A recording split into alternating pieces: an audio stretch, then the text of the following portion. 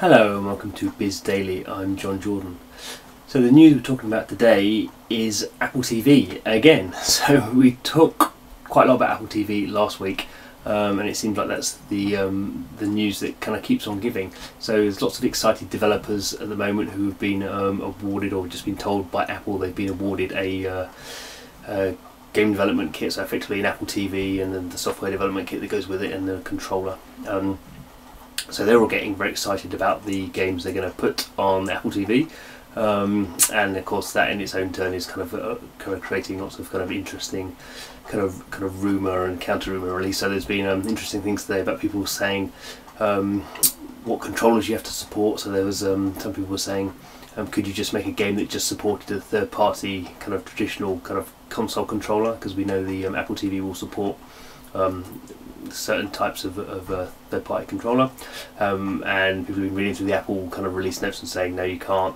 So the only controller you can assume you're going to get with an Apple TV is the remote control, because clearly the remote control is bundled with the Apple TV, and the Apple TV controller is more like a Wii kind of motion controller. That's anything you can assume you've got.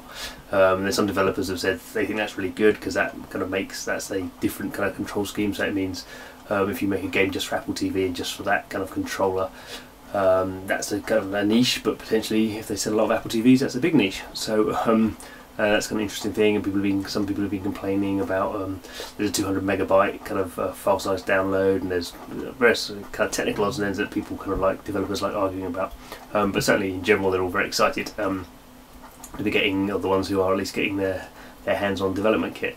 And we've been kind of looking, I guess, a bit higher level at kind of the games that have been announced. So it pretty much seems now that there's going to be a lot of games coming out for Apple TV, and it's going to break down into two kind of clear, kind of fairly obvious types of games. So one is people are going to be remaking their old games that have been out on iOS for a while, remaking them for Apple TV. So I've seen a few developers that are basically bringing over like 4 or 5 games, going to re-engineer them for Apple TV. Will that work? Difficult to tell. I mean, we've had our mobile mavens who are kind of industry experts debating this question, and actually, I mean, they're quite a sceptical bunch, and it kind of proved to be the point that most of them they kind of like Apple TV. They're kind of early adopter type people. They will probably buy the kit and play around with it because they're game developers, but they're not quite sure what the market's going to be. They're not quite sure how big the market's going to be. There are a few who were very keen on it and just thought anything Apple did would be very impressive, and there were some that were kind of impressed that it would be the best unconsole or micro console out there, but there's still obviously a big argument about whether that kind of type of hardware works at all. So kind of OEA is the famous one that was more kind of hardcore focused, and just didn't work, didn't find an audience. So maybe Apple TV, will there be a casual audience for that, or will they be just happier playing Crossy Bird on their iPhone, or will a Crossy Bird multiplayer mean something? So that's the kind of other interesting thing. I guess cross-play multiplayer isn't a new game, but it will be an exclusive mode for Apple TV. So that's the thing that's really going to drive people, I think, and that's really obviously what Apple are going to be focusing on, is people making new games for Apple TV. And the kind of interesting section of that really is those kind of games look like they're all going to be paid games. So we were in touch. One developer got in touch with us because we said their game was going to be free to play, and they said we've not announced what model we're going for yet, which clearly suggests that it's not going for free to play, otherwise they wouldn't have complained. So I think obviously with Apple TV being a new device and it being a fairly expensive kind of piece of hardware, I mean $200, $150, not an impulse buy, and obviously if you're having subscription TV through it or buying films through it, they're paid.